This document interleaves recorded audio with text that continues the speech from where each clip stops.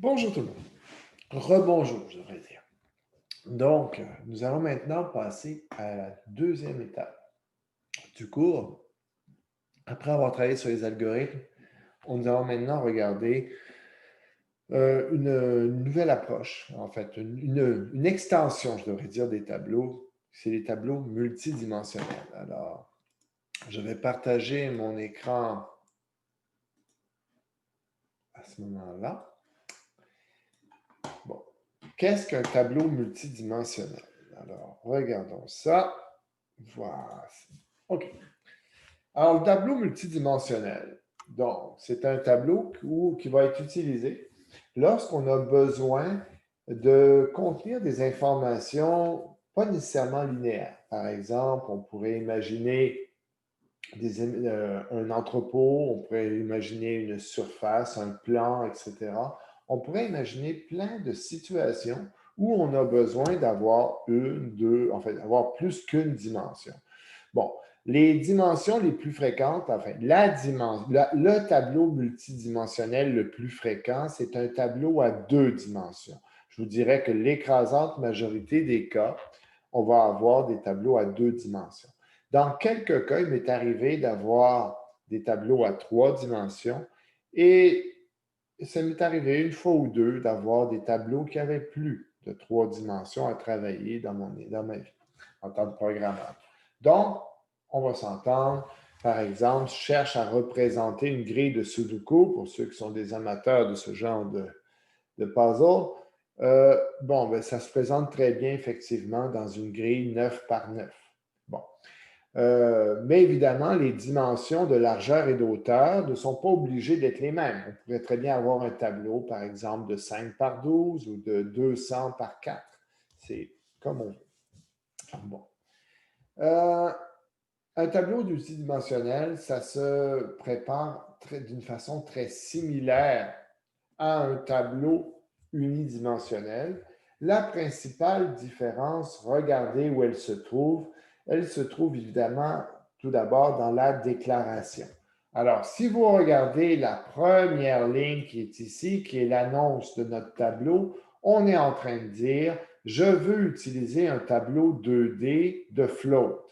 Bon, le tableau multidimensionnel est comme le tableau unidimensionnel, un tableau qui ne doit tout, où toutes les cases doivent contenir le même type d'information. Donc, je vais dire, c'est un tableau de float. Mais si on regarde entre les crochets, j'ai une virgule qui est apparue. Ça, cette virgule signifie que le système va s'attendre à ce qu'il y ait deux dimensions. Alors, on voit ici, par exemple, j'ai la déclaration du tableau qui s'appelle tableau 2D, très original comme nom, n'est-ce pas? Et mon tableau 2D, je vais ensuite ça, je le déclare ici, et là, ici, je vais le créer. Dans la deuxième ligne, j'annonce que je vais créer un tableau de float qui contient sur une de ses dimensions 5 cases et la deuxième 10 cases. Donc, c'est un tableau de 5 fois 10 cases, c'est-à-dire 50 cases. Bon.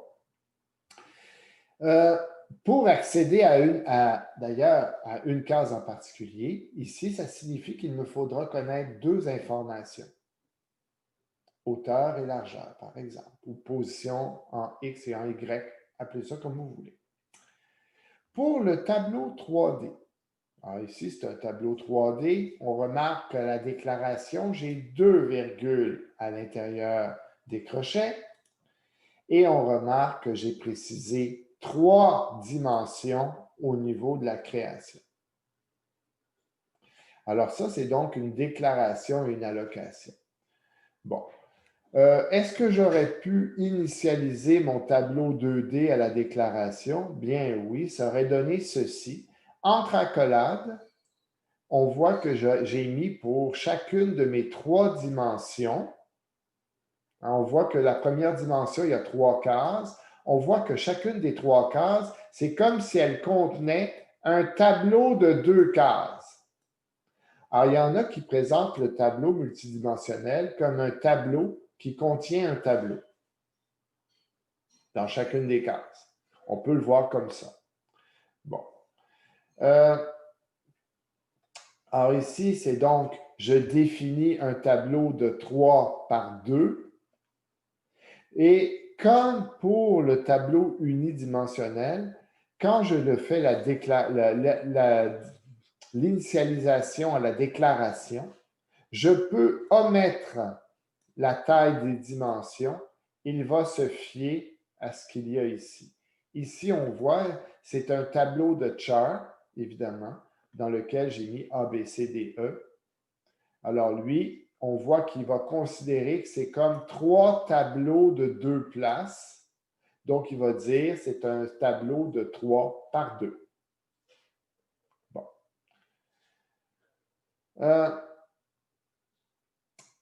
On va voir maintenant un algorithme qui va me permettre, on va travailler sur des algorithmes qui vont tranquillement nous permettre de faire des choses avec notre tableau. Bon, alors, ici, on va y aller par code. Je pense que ça va être plus intéressant ce bout-là. Je vais donc, on va passer à la programmation. On va prendre une nouvelle solution, un nouveau projet qui va être un projet console et que je vais appeler module 9, exemple 6. Donc, si nous regardons ce que nous avons ici, je veux ici créer un tableau 2D. Mon tableau 2D, on va dire que c'est un tableau de int. Il n'y a rien qui m'en empêche. Int, crochet. J'ai besoin d'avoir 2 dimensions, donc je vais glisser une virgule ici. Et mon tableau, ben, je vais l'appeler, appelons-le par exemple chiffrier.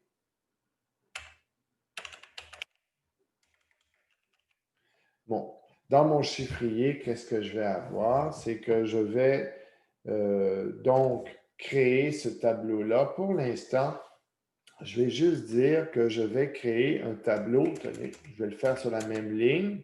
Est égal à new int, parce que c'est tous des entiers. Et mettons que je vais lui dire, c'est un tableau de 5 par 8. Ce sont des valeurs, évidemment, totalement au hasard. Ici, ça n'a pas d'importance. On voit que finalement, c'est comme si je lui disais, je veux créer un tableau de 5 cases, dont chacune des cases va contenir un tableau de 8 entiers. Bon. Je vais me créer 2 fonctions.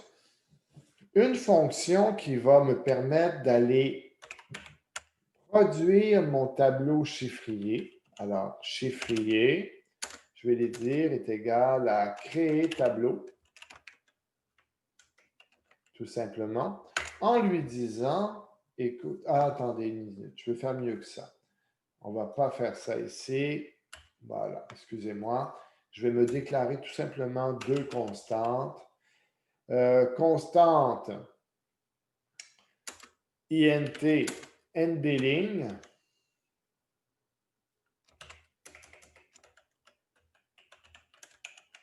est égal à 5 et constante int nb colonne est égal à 10, à 8. Point virgule. Voilà. Et ici, je vais lui dire, crée-moi un tableau qui aura nbling et nb colonne. Ensuite, je vais lui dire, affiche le tableau. Alors, afficher tableau 2D. Et là, je lui envoie notre tableau qui s'appelle chiffrier.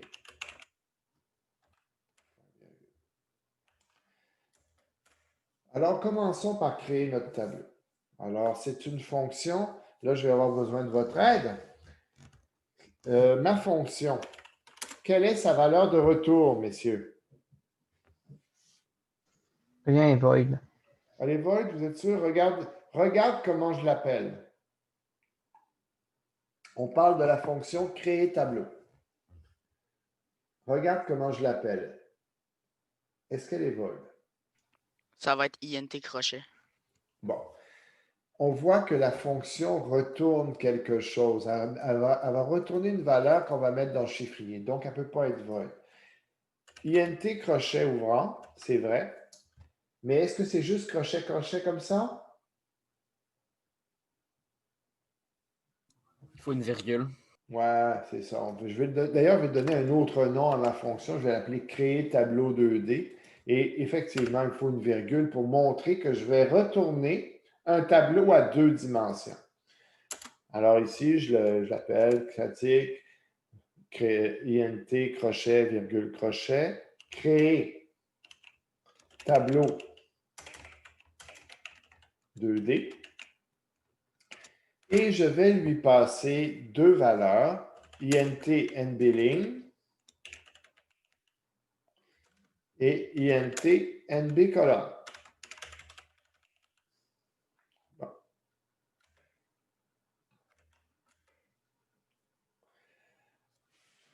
Ici donc, qu'est-ce que je dois faire? Ben, je dois créer un tableau ici. Alors, on va créer un tableau 2D. C'est pas compliqué. int crochet, virgule, crochet. Je vais l'appeler tableau 2D parce que je manque désespérément d'imagination et que ça il n'y a pas de sens particulier non plus, il faut dire. Et je vais dire tableau 2D est égal à new int crochet nbling virgule nb colonne. Mon tableau est maintenant créé. Hein, on se rappellera qu'ici, en haut, quand j'écris int crochet, virgule, crochet chiffrier, je fais seulement une déclaration du tableau. Et tandis qu'ici, je viens de faire une déclaration et et création du tableau 2D. Bon, maintenant que j'ai créé mon tableau, si je le laissais tel quel, qu'est-ce qu'il y aurait dans chacune des cases de mon tableau, messieurs?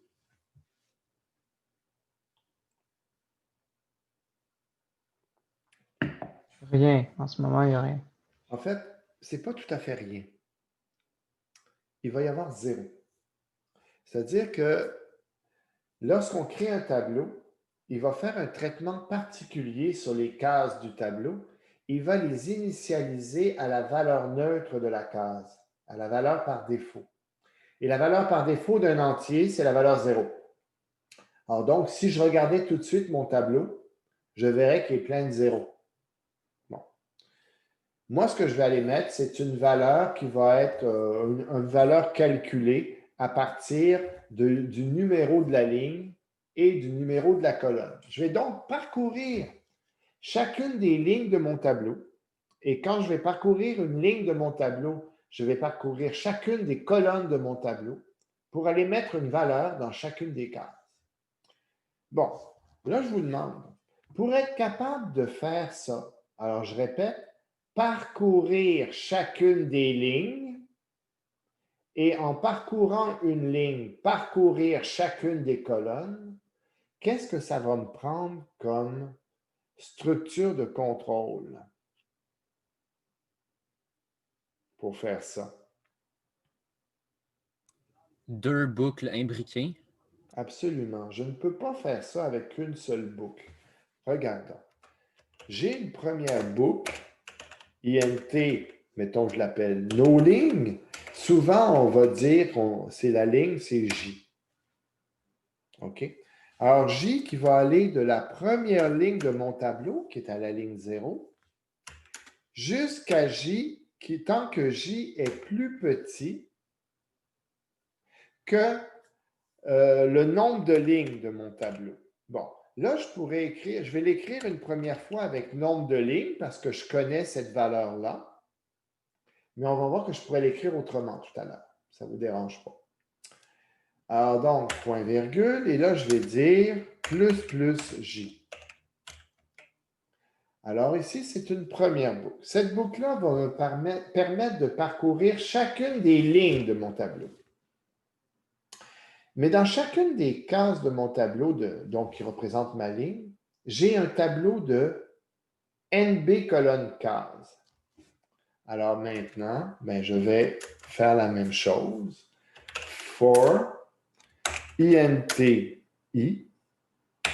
égale à 0, point virgule, I plus petit que le nombre de colonnes, point virgule, plus I.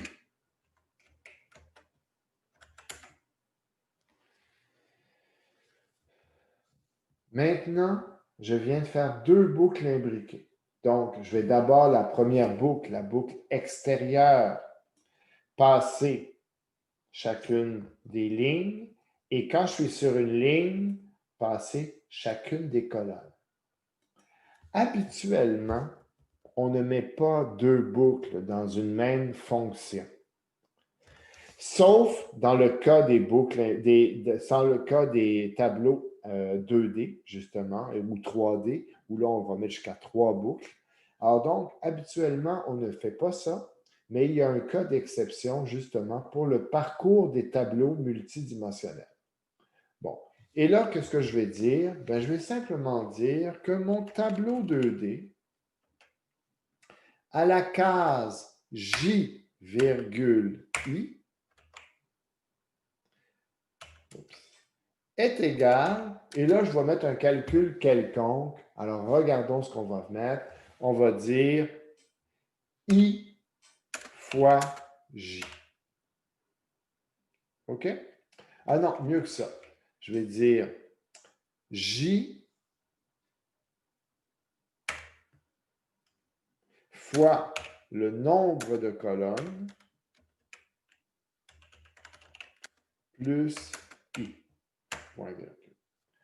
Alors, on va voir qu'est-ce que ça va nous donner plus tard. Ça va être un nombre que je vais mettre dans chacune des cases. Finalement, qu'est-ce qui manque à ma fonction, messieurs? Return. Return. Et je return quoi? Le tableau 2D. Exactement. Tableau 2D. Donc, on a ici créé un tableau 2D. C'est parfait. On a créé le tableau et là, on a initialisé notre tableau dans la deuxième étape où là, ici, je parcours les lignes du tableau. Et ici, je parcours les colonnes du tableau. Ça va, messieurs? Oui, non, ou je vous ai complètement perdu? Ah, j'espère que ça va bien.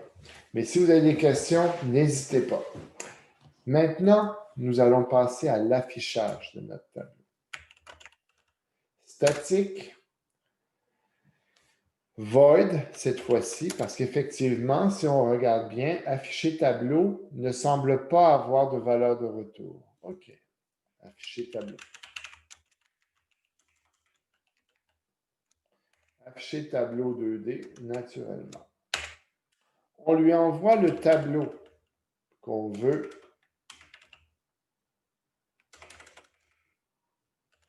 On lui envoie un tableau et on précise que le paramètre, c'est un tableau 2D.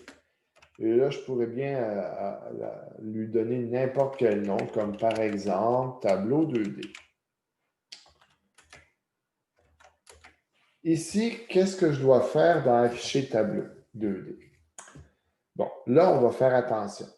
Habituellement, afficher tableau, j'envoie le tableau et j'utilise quel Instruction pour connaître la dimension de mon tableau. Normalement, avec les tableaux unidimensionnels, j'utilisais Length. quoi? Length. Qui voulait me dire, length, c'était la longueur du tableau. Là, le problème ici, c'est que length ne va pas du tout me ramener. Moi, ce que j'ai besoin de connaître ici, c'est quoi la longueur de la première dimension et c'est quoi la longueur de la deuxième dimension. Bon. Length ne me donne pas ça. Il me donne une espèce de valeur combinée sur le nombre total de cases de mon tableau. Ça ne m'intéresse pas. Moi, ce que j'ai besoin ici d'avoir, c'est donc de dire, je veux connaître le nombre de lignes dans mon tableau et le nombre de colonnes. Alors, regardons comment je vais m'y prendre. Je vais dire, par exemple, INT, NBLing va être égal à tableau 2D. Mais là, on ne va pas pouvoir utiliser len. Nous allons utiliser getLen. GetLen, c'est donc une fonction qui va me ramener la taille de chacune des dimensions. Alors, pour connaître la première dimension, je vais lui dire, donne-moi la longueur de la dimension 0. Ensuite, pour le nombre de colonnes, je vais lui dire tableau 2D, point, getLen de la dimension 1. Alors, la première dimension, c'est la dimension 0 et la deuxième dimension, c'est la dimension 1. Maintenant que je connais ça, bien, je suis capable de faire à nouveau une boucle. Alors là, je peux lui dire à mon tour, for int j est égal à 0, point virgule, j plus petit que le nombre de lignes, point virgule, plus j. J'ouvre les accolades. À l'intérieur, je lui dis for int i égale 0, point virgule, i plus petit que nb colonne, point virgule, plus i. Oups. Plus, j'ai mis un plus i. J'avais mis. Voilà. Et là, je vais lui dire console.write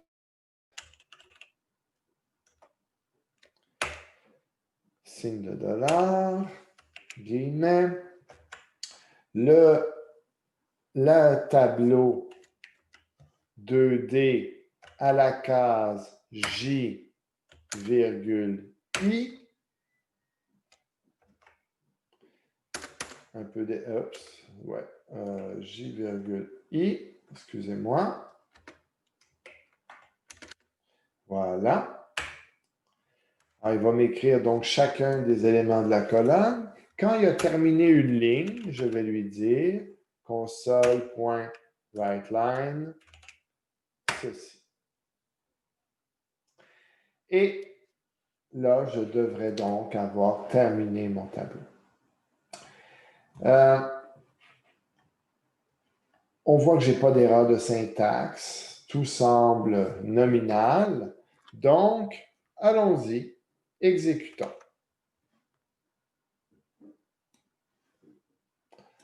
Alors, on voit ici, il me crée correctement mon tableau. Donc, on parle ici d'un tableau de 5 par 8 cases. Et la petite formule magique que j'ai faite ici dans l'initialisation fait en sorte que chacune des cases possède un numéro incrémentiel de 0 jusqu'à donc 39. Parce qu'évidemment, j'ai un tableau de 5 par 8 cases, 40 cases. J'ai donc 40 valeurs différentes.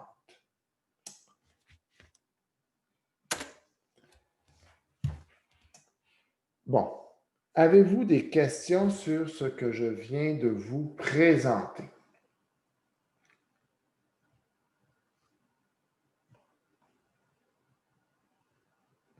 Pas de questions. Bon. Le tableau 2D va être utile, entre autres, pour notre production finale d'intégration que nous commencerons la semaine prochaine, mardi prochain. Alors, mardi prochain, c'est la production de la finale d'intégration. Jeudi, je vous présente le dernier petit bloc de matière de la session. Donc, le jeudi, c'est là où on termine la nouvelle matière. Et je vous donne également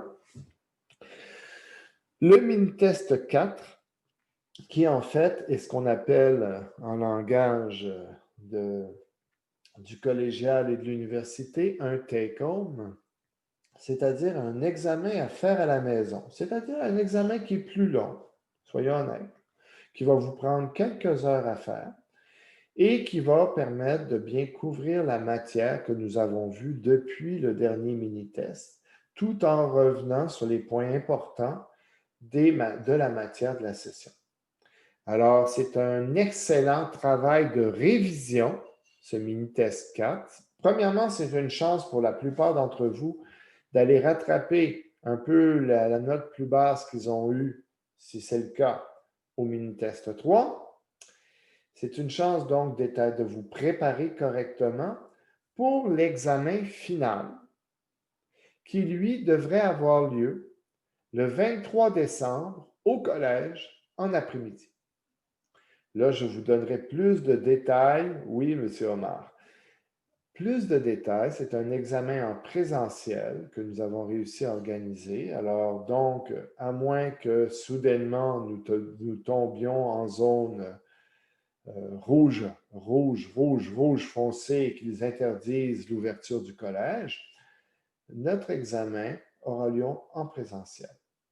Donc, ça sera un examen qui sera fait en conséquence et qui va viser à voir où vous en êtes dans cette matière. Alors, donc, je répète, le mini-test 4 est extrêmement important. Je vous donnerai également des documents de révision, des choses comme ça qui devraient pouvoir vous aider.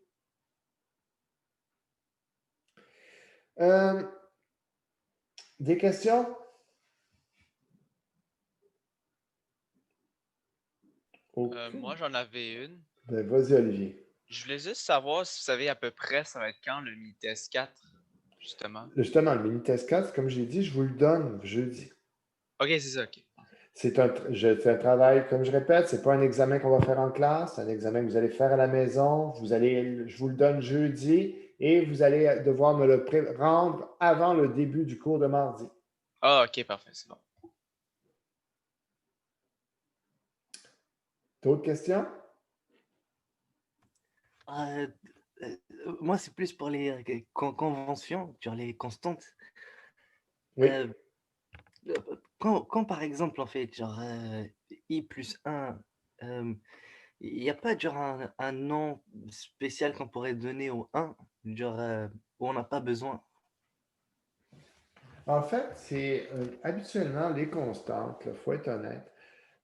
On aime nommer les valeurs, on aime leur donner un sens.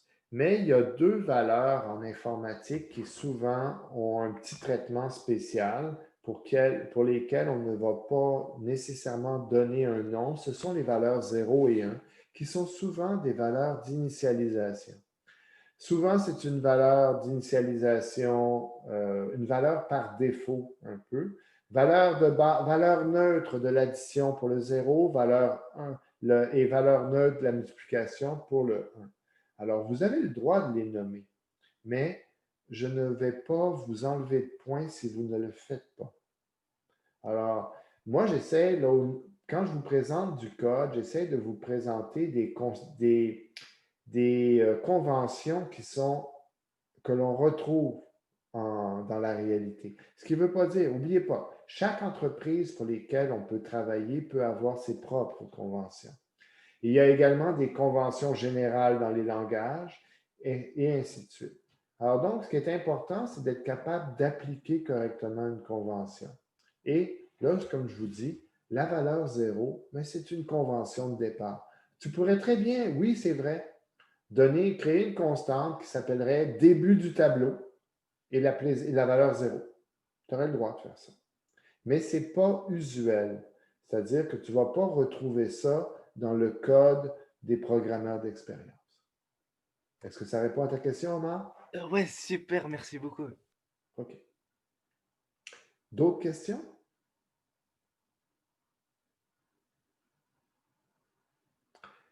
Bon, ben écoutez, vous posez bien peu de questions.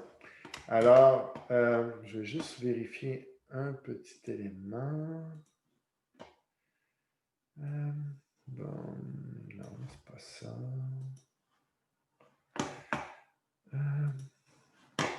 OK.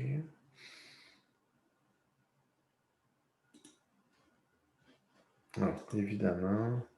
OK. Bon. Si vous allez dans le document sur le site Moodle du cours, j'ai mis un document avec des exercices naturellement. On en a fait plusieurs ensemble. C'est des exercices sur les tableaux. C'est donc dans le module 9. Évidemment, bon, ben, on va, ici, il y a peut-être pour les tableaux multidimensionnels, il y aurait un exemple que j'ai laissé ici, que vous pourriez regarder ensemble. Vous regardez de votre côté, c'est-à-dire pas ensemble, pour être capable de le travailler un peu. Le reste, vous pouvez fouiller, mais la plupart des exercices qui sont dans cette page-là, on les a fait en classe ensemble. Bon. Si vous n'avez pas d'autres questions, je vais vous libérer pour aujourd'hui. Et donc, on va se revoir jeudi matin. C'est un cours important parce que c'est un bloc de matière que je n'aurai pas l'occasion de vous présenter à nouveau. Également, c'est la présentation du mini-test 4, c'est donc à ne pas manquer. Également, mardi prochain, c'est la présentation de la production finale d'intégration. Ne manquez surtout pas ce cours parce que, évidemment, vous mettez votre réussite en danger en étant absent à la présentation. Je vais correctement expliquer le travail à réaliser et je vais prendre le temps de le faire. Et ce que je ne pourrais pas faire, si vous m'arrivez après ça, en 2 minutes, de vous expliquer le travail, ça va nettement être moins bon. Alors, soyez présents jeudi et vendredi prochain. Ça sera sur Zoom dans les 2 cas, naturellement. Alors, d'ici là, je vous souhaite un bon début de semaine. On n'est que le mardi. Et alors, on se revoit jeudi matin. Au revoir tout le monde. Au revoir. Au revoir, Bye. merci. Au revoir. Bye, bonne journée. Au revoir, merci.